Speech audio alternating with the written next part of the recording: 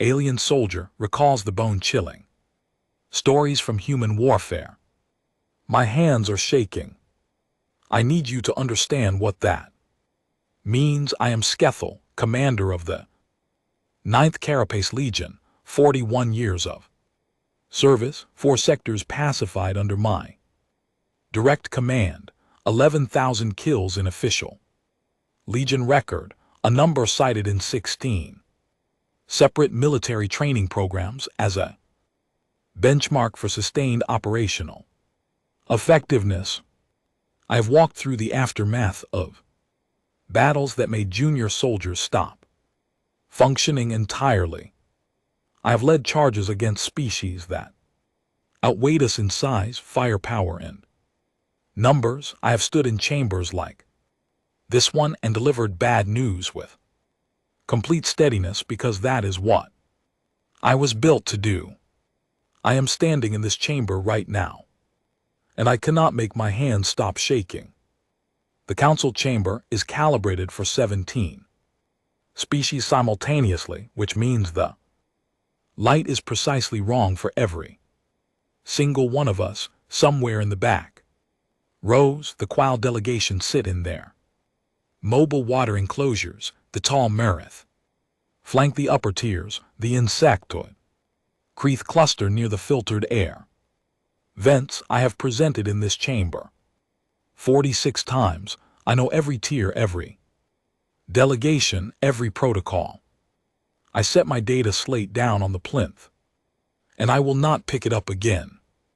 There is a crack in the plinth, thin, diagonal, running from the upper left corner toward the center, old crack. Someone probably filed a maintenance report about it years ago and then forgot. I have been staring at it since I walked up here, and I cannot stop. Honored council, I say, the sound of my voice is steady, that much I can control. I was summoned here to evaluate the species designated human to determine whether they represent a military threat to the galactic order, whether they hold potential as an allied force, or whether they are a civilization that can be guided into compliance through standard diplomatic or military measures. From the 3rd tier, Qual Elder Veth speaks from inside his water enclosure. He has assessed 47 civilizations from that same chair without ever setting foot on another world. Commander, your recommendation. I will give you 3 stories first. The murmuring is immediate. 17 species, 17 tonal registers of the same sound, which is the sound of expectation being violated. I know this sound. I have never caused it before. A formal council hearing operates on data projections and numbered probability assessments. No one tells stories in this chamber. Council speaker Solon Murath, ancient, tall as a young tree, looks at me the way very old things look at the unexpected. Commander Skethel, this is outside standard procedure. Yes, I say it is. I look at the crack in the plinth. I look back at Solon. For 2 years I have attempted to construct a standard assessment report. For this species, I have written 7 complete drafts. I have deleted every one of them because they were accurate in every measurement and false in the only thing that matters. The data I have will not carry what it needs to carry. So I am asking you to hear 3 stories. After the stories, I will give you my recommendation. Solon is old enough to know when something is not negotiable. He nods. Proceed. I want to tell you what I am before I tell you what I found. This is load-bearing information. I am not giving you my history as a credential. I'm giving it to you so that when I say the word that comes later, you understand the full weight of it. I led my first ground operation at 19. My first sector pacification was Complete before I was 30, by 40 the 9th Legion was the training standard. For 6 other legions across 3 sectors, officers senior to me sent their recruits to my commanders because my commanders produce the best soldiers in the known galaxy. I am not given to dramatization. I do not report things I cannot verify. I am a machine designed to observe threat, calculate response, and produce clear recommendations. I cannot produce a clear recommendation about the humans. This has never happened to me before. Now, the thing you need to hold before I begin. The Vreth do not have the neurochemical process you know as fear. I will be precise because precision matters here. We assess threats, calculate survival odds, and execute decisions. What your species call courage, we have never possessed because courage requires fear as its necessary precondition. You cannot choose to be brave unless you first have something to be afraid of. We have no such thing. We evaluate and we act. For 41 years, I believe this made us the superior soldiers in the known galaxy. I am revising that belief. 4 years ago, I was assigned standard first contact and assessment duties in the outer spiral arm, routine mission, threat classification, cultural profile, alliance potential. I had completed the same assignment 17 times before. Standard duration 30 days, preliminary report filed, move on. I spent 19 months. I filed 7 complete assessment reports during those 19 months. I deleted each one, not because the data was wrong. The data was correct in every single entry. I deleted them because when I read the conclusions they produced, something in me recognized that they were missing the most important thing, and I could not identify what the missing thing was. I kept trying. 7 reports, 19 months. I have it now. That is why I am standing here. But before the thing itself, there is a foundation you need. 1 sentence. Everything I am going to tell you is built on this 1 sentence. Humans are afraid. Not sometimes, not under exceptional conditions, always, every one of them. Every day of their lives, their kind evolved as prey animals on a world that was trying to consume them before they learned to fight back. The fear response is hardwired into the oldest and deepest architecture of their brain, a system so ancient and so sensitive that it triggers at shadows in dark corridors, at unexpected sounds in quiet rooms, at futures they construct in their own minds at 3:00 in the morning when no actual threat exists. They have been running from something since the beginning of their existence. The fear never leaves. It is in their bodies before a battle. It is in their hands when they reach for a weapon. It is in their breath when they step toward something terrible. You are going to want to remember that, because now I am going to tell you what those afraid creatures did. I will start with a young man named Owen, who was 22 years old in a year they counted as 1917 on their single inhabited world. I did not find Owen a military record. I found him in a letter he wrote to his mother. The letter is sitting in an archive on his planet 100 years old, and it has been read by millions of his own species. I read it 11 times. I read it the 11th time because I was still trying to understand what it was doing to me and why. He wrote to his mother about the mud. He was careful and specific about the mud because the mud was something that needed careful explanation. He said it was not the kind of mud you imagine when You hear the word, it was deep, it went. On longer than mud should, men stepped into it and did not come back up, and the people who saw it happen had to keep moving. It smelled like iron and something older and worse that Owen said he did not have a word for. He described the color and the weight of it and the way it pulled at your boots, with every step like the ground itself was holding on. He wrote all of this in careful, neat handwriting. Then he wrote this: the sunsets here are worth seeing, mother. Last night the sky went red and orange all the way to the edge of the world, and my friend George said it looked like the world was catching fire from the inside out. We stood there and watched it together. We all agreed it was the most beautiful thing any of us had seen in months. Owen and George in the mud in the 4th year of the war, watching the sky turn red, and Owen put the sunset in an envelope and sent it home to his mother. I have looked at that letter the way I have been looking at this crack in the plinth. Something keeps pulling me back. Something in it will not settle.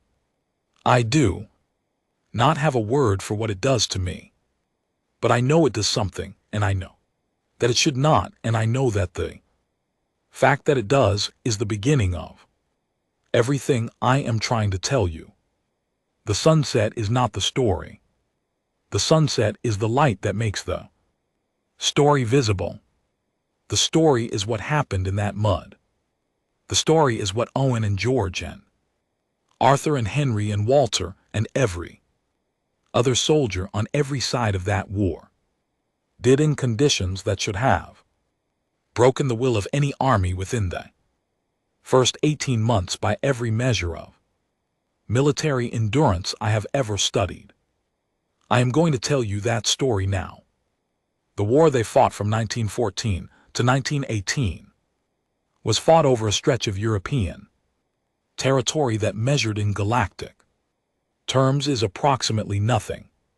In places, the front line that divided the two sides was less than 100 m wide. Both sides dug trenches into the ground and settled into them and refused to move. They held these positions for 4 years. I have commanded ground campaigns on 43 worlds. In 37 of those campaigns I have never held a defensive position I could not withdraw from an under 6 rotation cycles. I do not hold positions I cannot abandon if the tactical calculation demands it. No rational military command structure holds positions it cannot abandon. That is the first principle of sustainable ground warfare. You hold what you can defend. When you cannot defend it, you move. The humans did not move.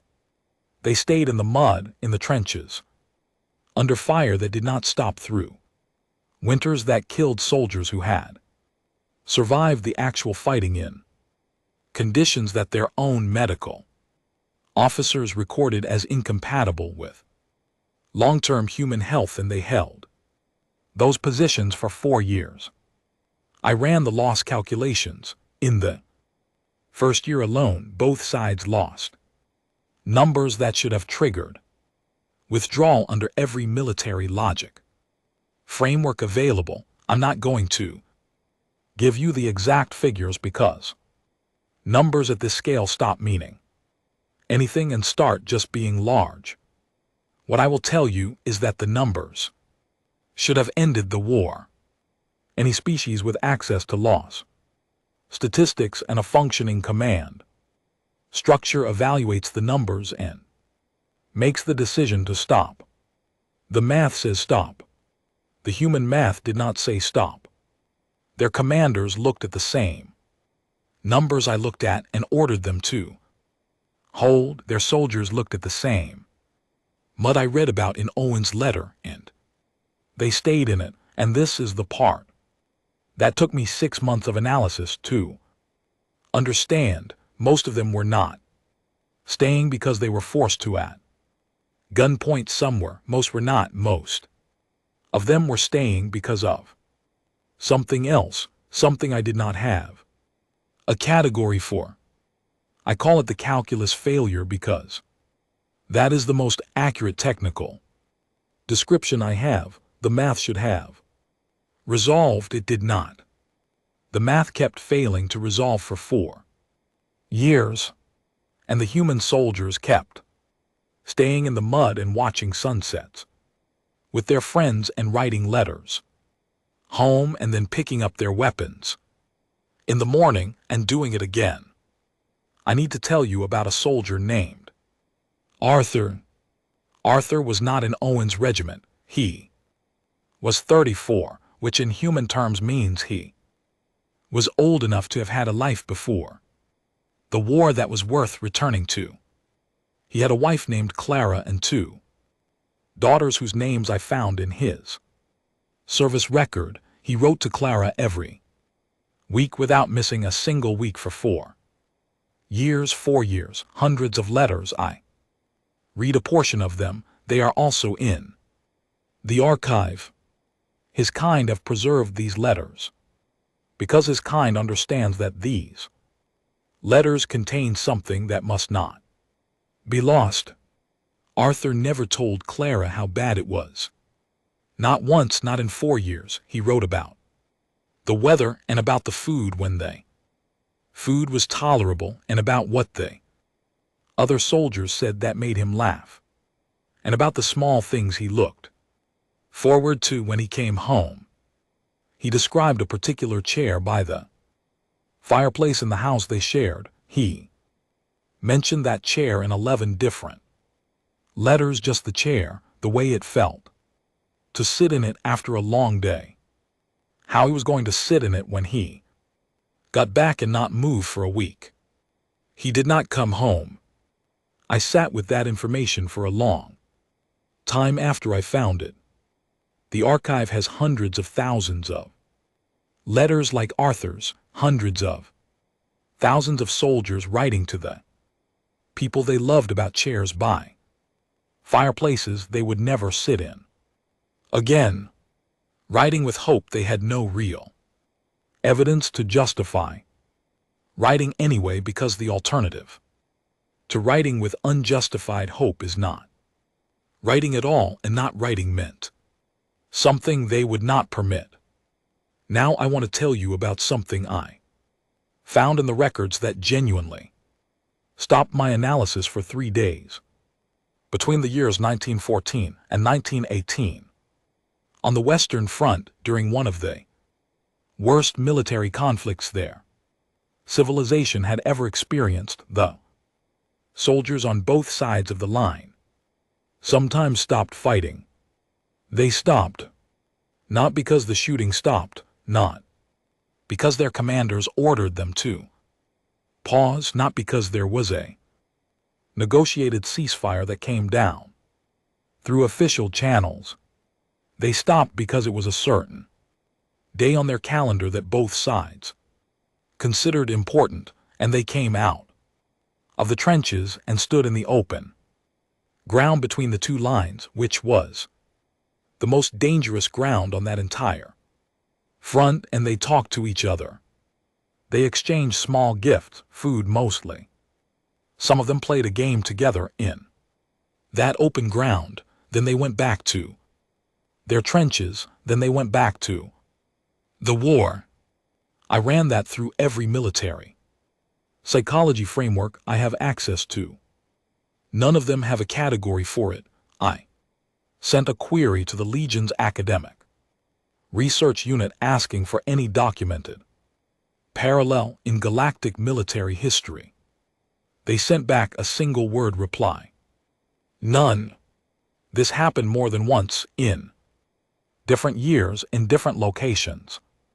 Along the front, soldiers who were trying to stop each other on either side of that date simply decided, without authorization, without command, without any formal agreement, that on this particular day they would not. They would do something human instead. And then they went back to the war. I told you I would tell you about a photograph. There is an image in the archive, black and white the way they're early. Photography was grainy the way old technology always is. It shows a group of soldiers standing in an open field.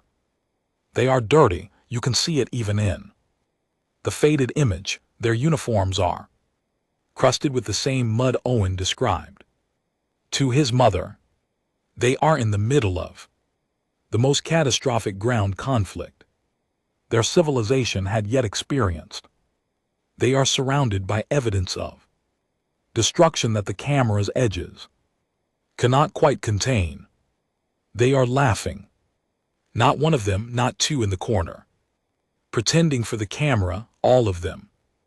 The man in the center, who I later identified as a soldier named George, has his head thrown back and his mouth open and his eyes completely shut, which is what their faces do when something is genuinely, uncontrollably funny. The men on either side of him are in similar states. One of them is holding his side, one of them has his hand on George's shoulder. I thought the photograph was damaged the first time I saw it. I thought something in the image processing had introduced an error. The expressions did not match the context. It made no sense for those expressions to be on those faces in that place. I investigated further. The photograph was not damaged. George and his friends were laughing because someone had just said something funny. In the mud, in the fourth year, someone said something funny and George laughed until his eyes closed and his head went back, and someone put a hand on his shoulder and someone else held his side because it hurt to laugh that hard. I have thought about that photograph for 3 years. I think about it more than I think about any battle I have ever fought, and I still cannot tell you with complete confidence what it means, but I will tell you what I think it means, because thinking about it is part of the thing I am carrying into this chamber today. I think it means that in the middle of conditions designed to strip human beings down to nothing, the humans found a way to stay human, not in spite of the conditions inside the conditions. They were afraid every day. They were cold and exhausted and watching the world come apart around them. They wrote home about chairs by fireplaces. They described sunsets from the mud, and in the middle of all of that, someone made a joke and George laughed until it hurt.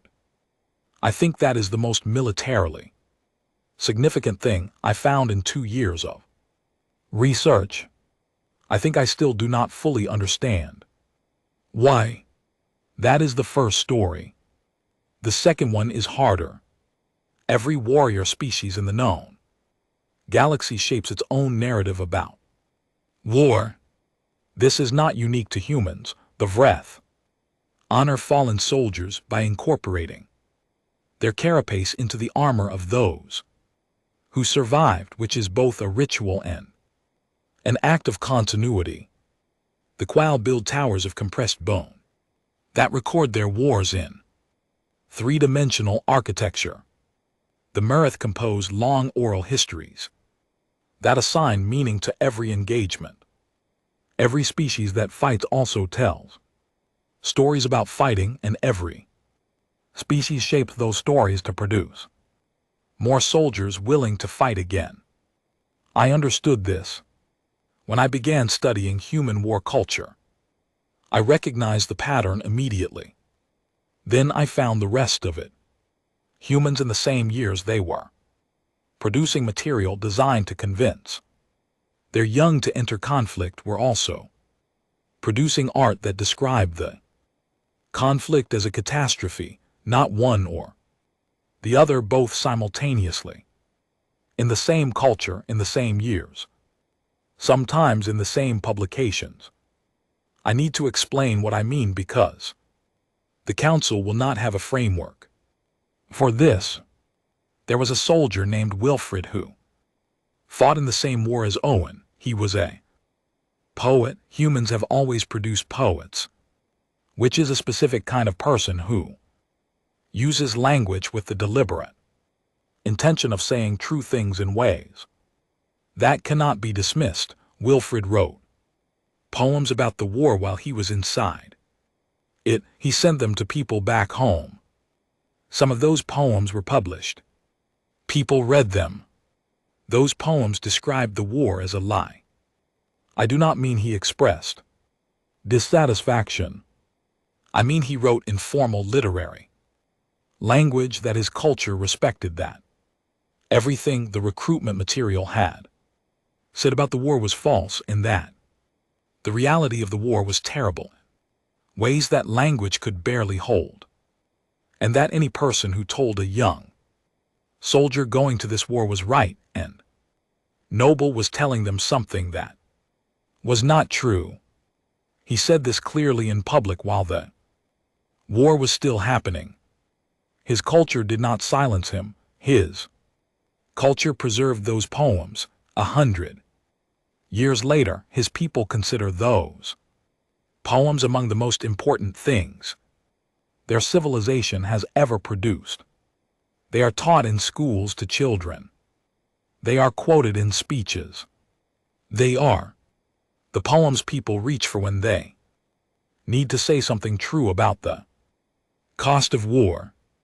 Wilfred did not survive the war. He was killed 7 days before it ended. I sat with that fact for a long time. But here is what matters for the council's purposes, and here is what stopped my analysis for 3 full days. When I found it, the poems were read, the truth in them was heard. The people of that civilization knew what the war actually was, what it actually cost, what it actually meant. They had Wilfred's words, they had Owen's letters, they had the photographs, they had the testimony of every soldier who came home and told the truth about what they had seen. The information was available, the reality was documented and preserved and shared. And they kept going to the wars, not because they did not know, because they knew, and they went anyway. I want to be precise about this because I do not want the council to misunderstand. I'm not describing a civilization that deceived its soldiers into service. Some of that happened. There was pressure and there was social enforcement that causes individuals to make choices they would not otherwise make. That exists in every species. That is not what I am describing. I am describing the soldiers who had read Wilfred's poems, who knew exactly what the reality was, who had held the information in their hands, understood it, and then reported to the recruitment office. In the morning, there was a young man named Frank who enlisted in a later conflict 40 years after Owen's War. In a year they counted as 1942. I found his personal diary in the archive. He was not a poet. He was 20 years old, and he worked in his family's bakery before he enlisted. In the diary entry written the night before he reported for duty, he wrote this: I have read about what war is. I know it is not the way they show it in the pictures. I know men come home different or do not come home. I know this is going to be the hardest thing I have ever done, and I may not make it back. The next sentence was this: I am going anyway because someone has to. I want you to think about that. A 20-year-old who works in a bakery, who has read the testimony, who has no illusions about what he is walking toward, who is afraid because he is human and humans are always afraid, who writes the word anyway at the end of a sentence that begins with full knowledge of the worst. Anyway, That word. I have been a soldier for 41 years and I did not know what that word meant until I read Frank's diary. There is something else I am hesitating to tell you because it is the piece I am least certain I understand, and I have been uncertain about it for 2 years and I still have no framework that holds it properly, but it is important and so will tell you. In the years after the wars, the humans built monuments, not to the victories, not to the brilliant strategy or the superior firepower or the commanders who made the right decisions. They built monuments to the soldiers who were lost, ordinary ones with ordinary names, in one city they call London. They built a structure with the words "the glorious dead." And then in the same city they built another structure that listed the names of those who were lost, not ranks, not recorded deeds, names, hundreds of thousands of names carved in stone so that the names would not disappear even when everyone who knew the people attached to those names was also gone. They built that because they needed it, not as political performance, not as propaganda. They built it because the idea of those people being forgotten was something they could not permit. The idea that Owen and George and Arthur and Frank and Wilfred had been in that mud and written those letters and made those jokes and given everything they had, and that their names might eventually vanish as if they had never existed, was a specific kind of harm that their civilization organized itself to prevent. A culture that goes to war and also writes the truth about war. A culture that produces soldiers and also produces the poets who say what those soldiers actually face. A culture that builds monuments to what it lost and makes its children learn the name so the loss is never abstract.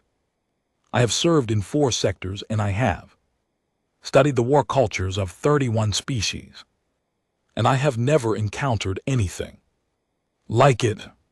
The nearest comparison I can find is a creature that is injured and then, instead of ignoring the wound to preserve its ability to function, carefully documents the wound, measures its depth, sits with the pain of it, and passes the documentation to the next generation so that the wound is never forgotten.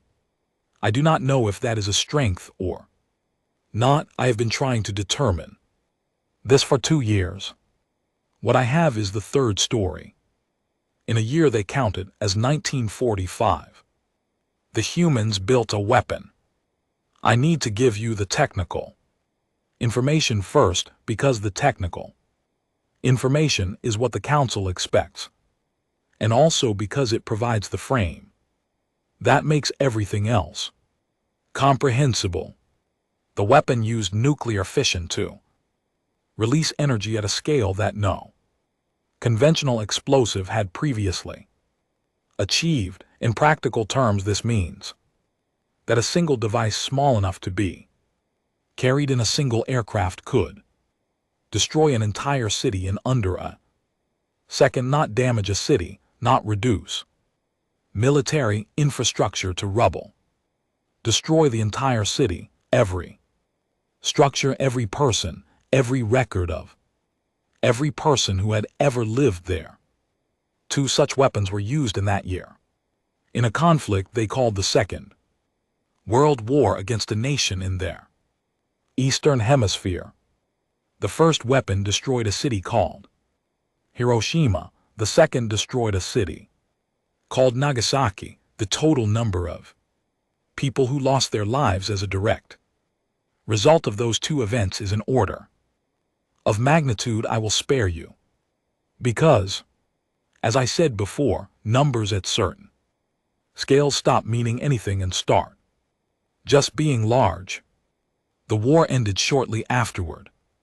That is the military assessment of those 2 events. The weapon worked, the war ended in terms of military outcome. The logic is straightforward.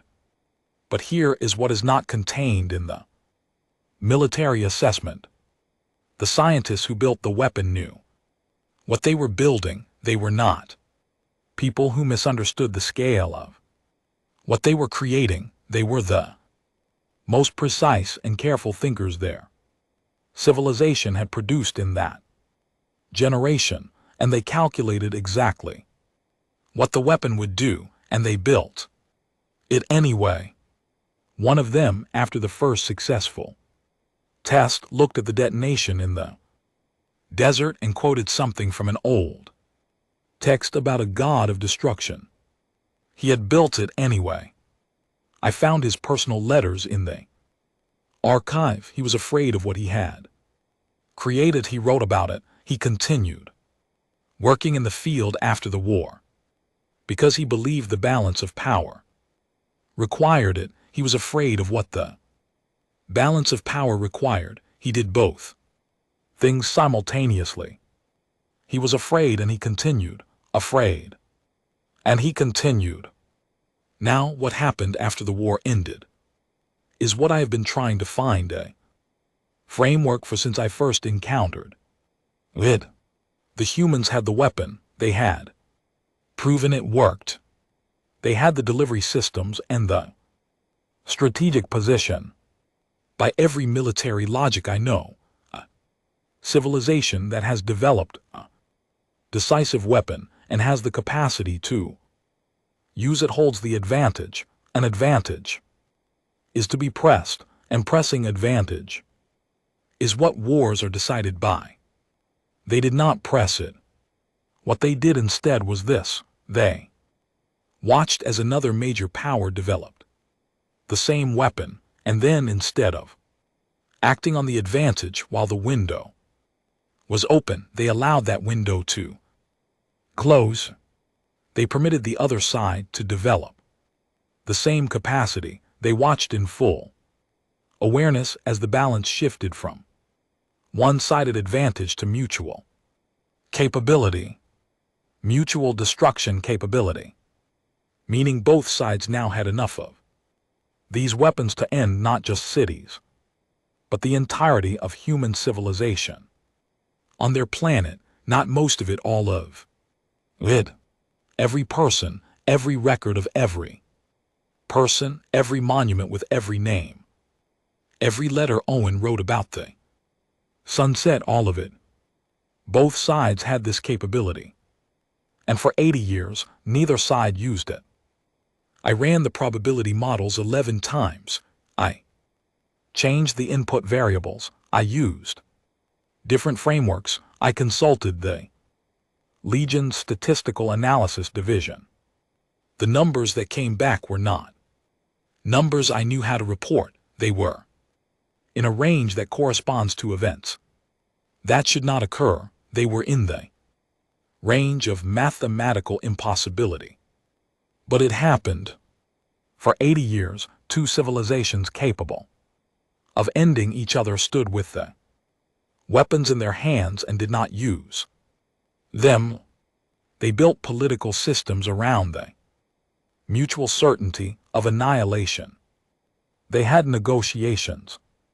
They had close calls, moments when the calculation came very close to resolving in the worst direction, moments I found in the declassified records of both sides that I read with the kind of focused attention I usually reserve for active combat situations.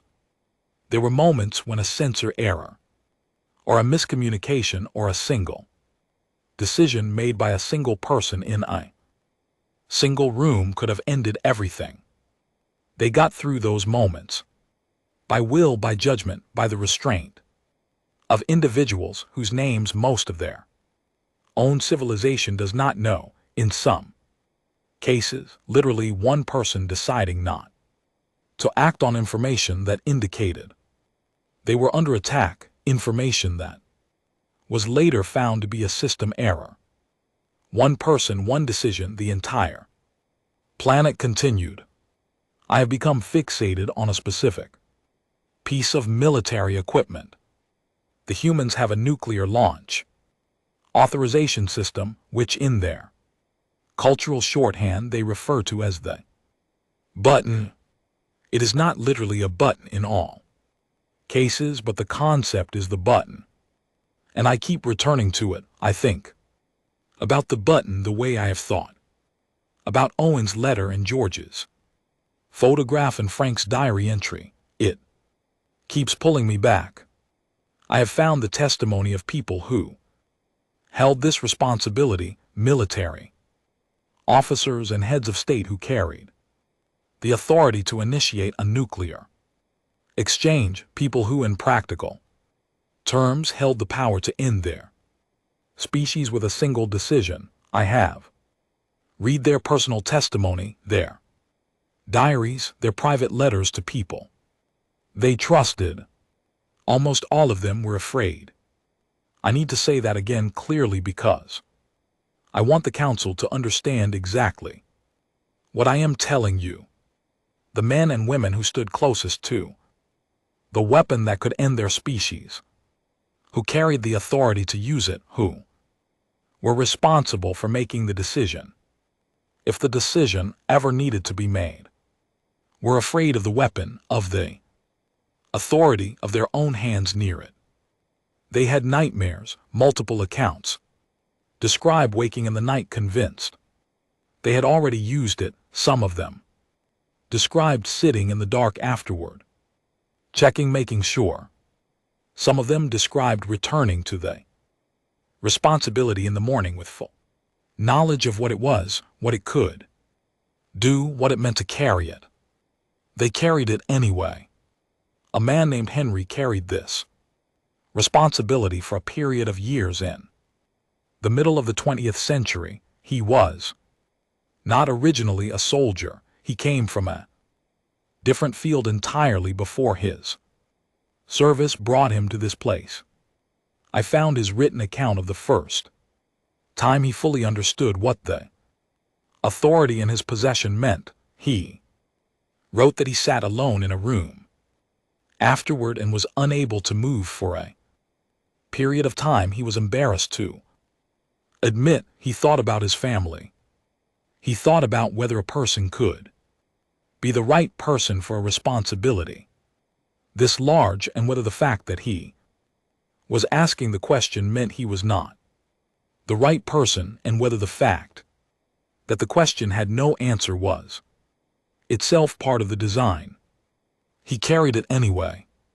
A woman named Dorothy held a version of the same responsibility in a different capacity. She was an analyst. She was not at the level of authorization to use the weapon, but she was close enough to the decision that she understood it with precision. She wrote that the thing that frightened her most was not the weapon itself, it was the ordinary appearance of the environment in which the decision would be made, the ordinary rooms, the ordinary desks, the ordinary people in ordinary clothing who would make an irreversible decision about all life on their planet, and the decision would be made in a room that looked like any other room. I keep thinking, she wrote, that there should be something to mark the weight of it, something that tells you by looking that this is not an ordinary place, but there is nothing. It looks like a room where someone makes schedules. I understand that. I understand that more than I want to, because here is what the 80 years represents when I try to find its meaning in military terms. The 80 years is not just the absence of catastrophe. It is not just the fact that the weapon was not used. It is the sustained, daily, deliberate act of restraint performed by people who were afraid, who understood what they were carrying, who had access to information about how close the close calls were, who knew that the system they were maintaining was imperfect and fragile and dependent on judgment as well as fortune, and they maintained it anyway. Afraid, every one of them, every day of. Those 80 years, afraid and holding. Steady anyway.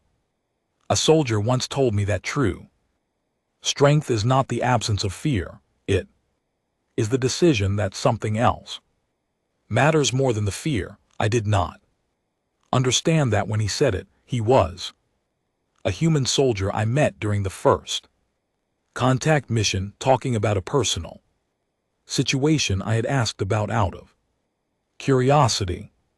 I noted the phrase because I collect interesting phrases and did not know what to do with it yet. I know what to do with it now. The 80 years was that kind of strength. Every single day of it, performed by thousands of frightened people who understood exactly what they were holding and held it carefully anyway, because the alternative was something no one could permit. I set down my data slate. I look at the crack in the plinth. I have one more story. I want to tell you something I have never told anyone. I came back from the first contact mission and I presented my preliminary findings to my Legion command staff. I told them the standard information, threat level, military capability, recommended contact protocols. I told them the humans were adaptive and dangerous in close quarters and should be approached with standard defensive posture. I told them the relevant tactical data. I told them everything that was in the 7 reports I had written and deleted. I did not tell them about Owen's letter. I did not tell them about Arthur writing home about a chair by the fireplace. I did not tell them about George laughing in the mud. I did not tell them about Frank's diary entry and the word anyway. I did not tell them about Wilfred's poems or the monuments with the names or Dorothy sitting in the room that looked like a room where someone makes schedules. I did not tell them because I did not have a category. I am a soldier and I deal in categories and frameworks in classified threat assessments, and none of the things I had found fit any category I possessed. I told myself I was still processing. I told myself I would find the framework and file the full report once I had it. That was 2 years ago. That is why I am still here. That is why I am at this plinth with shaking hands and 7 deleted reports and a crack in the stone that I keep needing to look at. I want to tell you about the last human soldier I spoke to directly during the first contact mission. His name was Edward. He was 43 years old and had served in 2 active conflict zones. Before entering the diplomatic corps, his civilization assembled for the initial meetings with our survey team. He was not the highest-ranking person in that room. He was not the one who spoke the most, but I noticed him because he was the one who was most afraid, and his fear was visible in the specific way that human fear is visible when they are trained to conceal it but cannot quite man it completely. His hands were steady, his voice was steady, his eyes did not move to the exits. If you did not know what you were looking for, he looked composed, but he swallowed at precisely the moments when the conversation contained information that increased the threat assessment. I watched him do it 7 times in 3 hours, the throat moving, the brief closing of the eyes, the small gathering of breath that preceded every answer he gave to a question that mattered. He was terrified, and he sat in that room for 3 hours and answered every question with full presence and complete accuracy, and he did not flinch once. Afterward, I asked him through the translation interface we had established whether he found the meeting difficult. He looked at me for a moment, then he said, yes, everything about this is difficult. We have never done anything like this before. I did not sleep last night. I have not really slept properly in 3 weeks.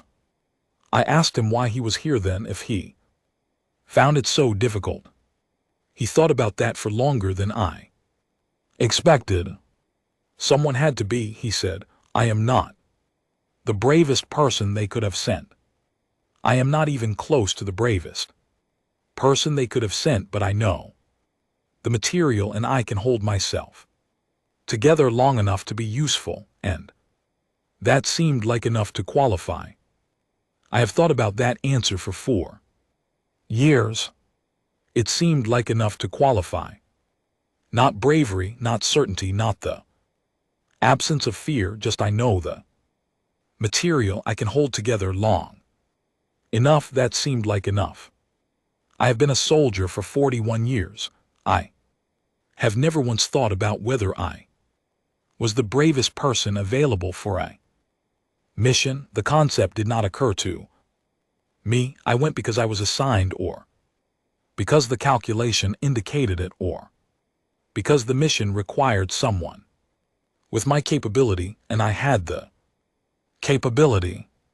Fear was not a variable because fear was not present. I went, that is all. I went the way a door opens when you push it. Edward went differently. Edward went knowing what it would cost him, knowing it would cost him sleep, and probably more than sleep, knowing he was not the best version of what the situation required, knowing he was going to be afraid in that room and would have to hold himself together through the afraid, and he calculated that he could do it, and he went. The door did not open for Edward. Edward pushed the door open from the inside of his fear while his hands wanted to shake. I have been trying to build a framework around this distinction for 2 years.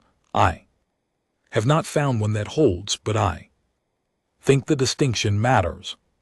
I think it might be the most important distinction I have ever encountered in 4 decades of military service, and I'm standing here in front of the Galactic Council with shaking hands because I cannot figure out how to put it in a report.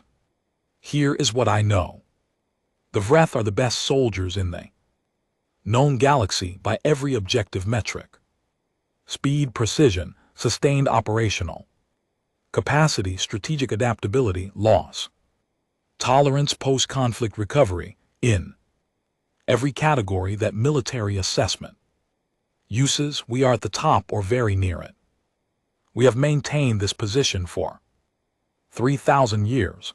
No species that has engaged us directly in sustained conflict has prevailed. That is not a boast. It is a measurement.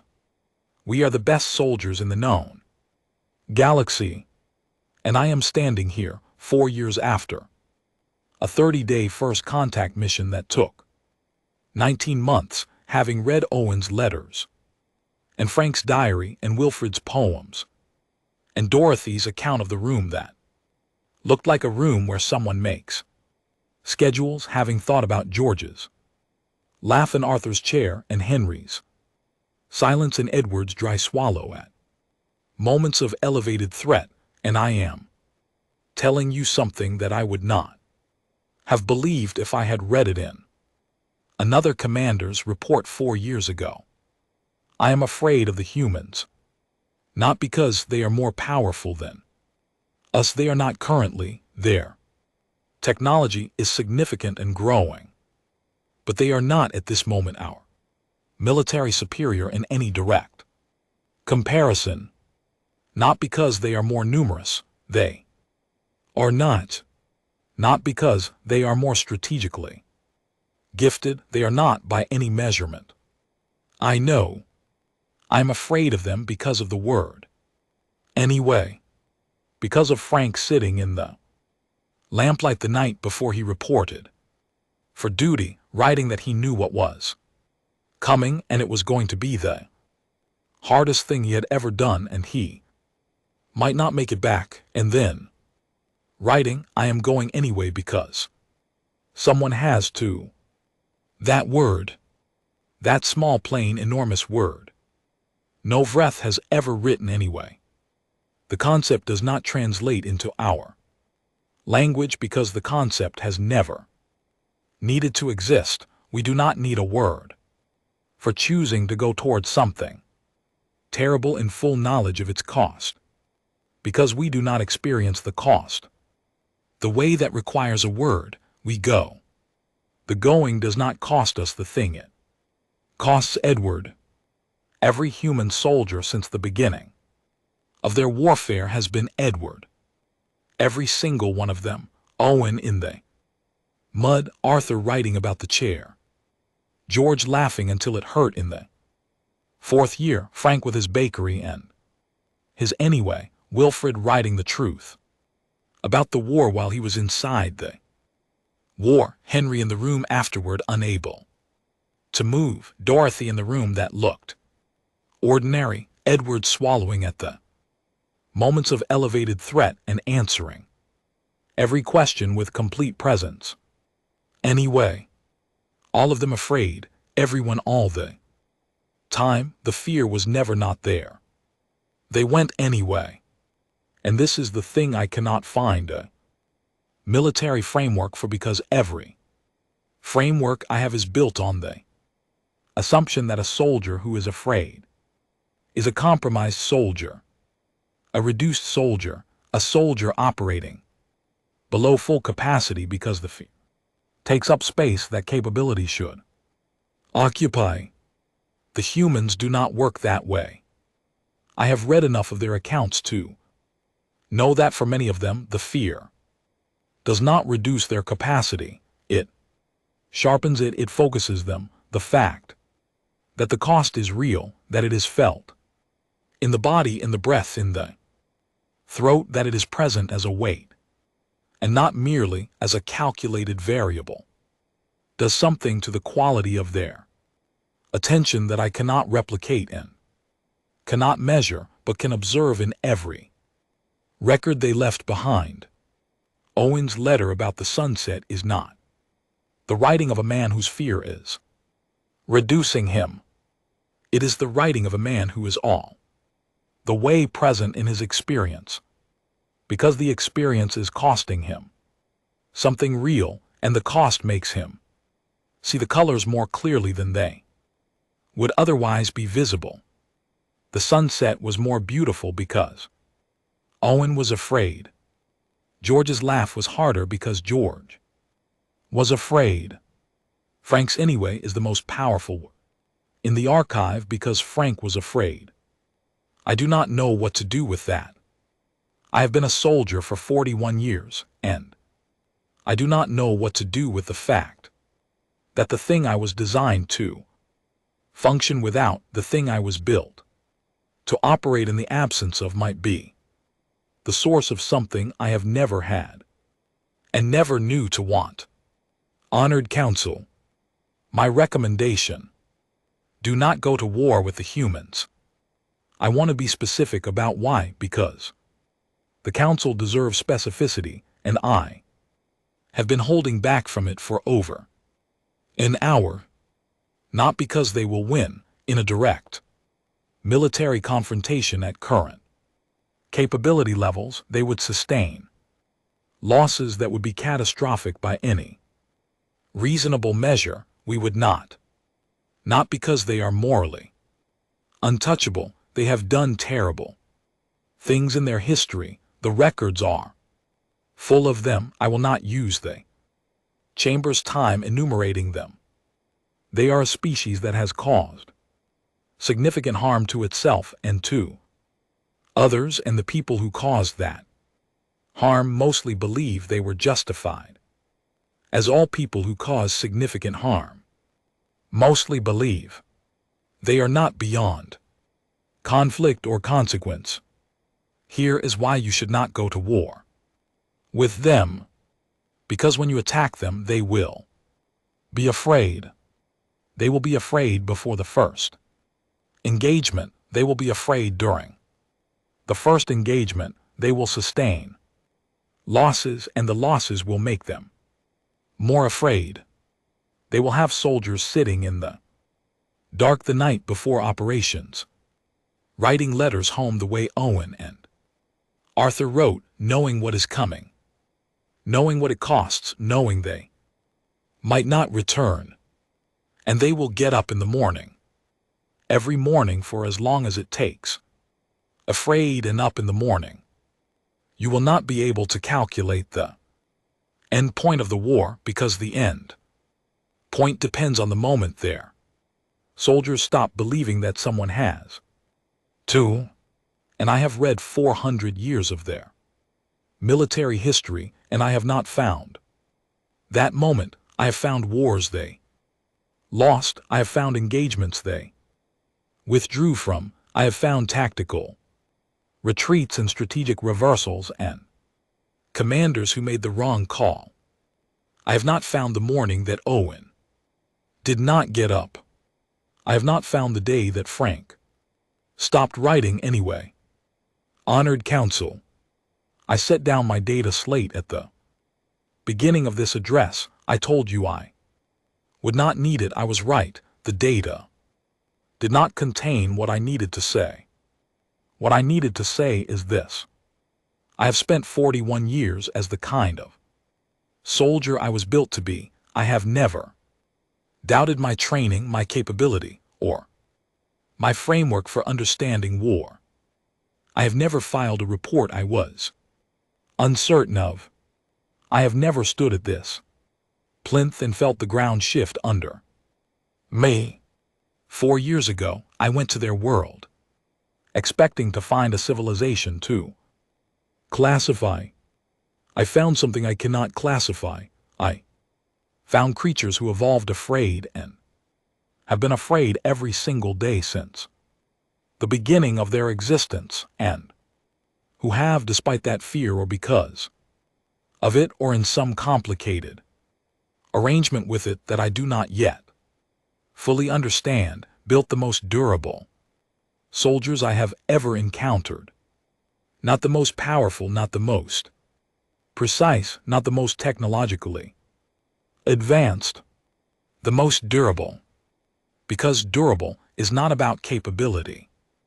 In the moments when everything is going well, durable is about what happens in the 4th year of the mud when someone says something funny and you laugh until it hurts, and then you pick up your weapon in the morning. Durable is about Frank's anyway.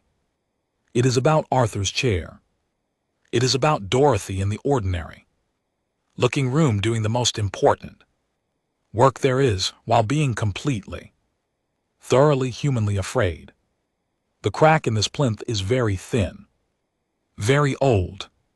Someone made it without knowing it would be here when I needed it. I have been looking at it since I walked up to this plinth, and I want to tell you what I think it means, because I think it means something, even if I cannot file it in a report. I think it means that things built strong can still crack, that a crack does not always mean failure, that something can be cracked and load-bearing at the same time, and the crack is not the weakness. The crack is the evidence that the weight was real and the structure held. Owen held. Arthur held. Frank held. Edward held. All of them cracked one way or another. All of them afraid, all of them costly. All of them going anyway because someone had to. I am Scathel, commander of the 9th Carapace Legion. I have never been afraid of anything. I have stood in the fire of 43 worlds, and I have not once felt the thing that Edward felt in that room, the thing that George felt every morning of that 4th year, the thing that Frank felt with his pen in his hand, and the word anyway waiting to be written. I am going to walk out of this chamber and file a recommendation of peaceful contact and cautious alliance with the species designated human. And then I am going to go back to my quarters, and I am going to think about the joke. The one that made George laugh until his eyes closed, until his head went back, until someone put a hand on his shoulder. In the mud in the 4th year of the war, I have been thinking about it for 3 years. I have been reading everything George left behind, everything his friends left behind, looking for the specific joke. I have not found it, but I think I know what it was about. I think it was about something ordinary, something small, something from home.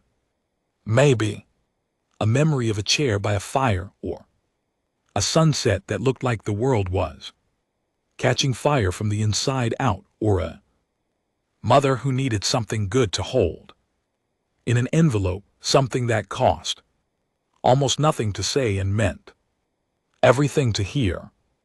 I think George's friend looked at the mud and the cold in the 4th year of all of it, and he found the smallest, most human thing he could find. And he said it out loud. And George laughed. And the world kept going. That is my recommendation. That is all I have.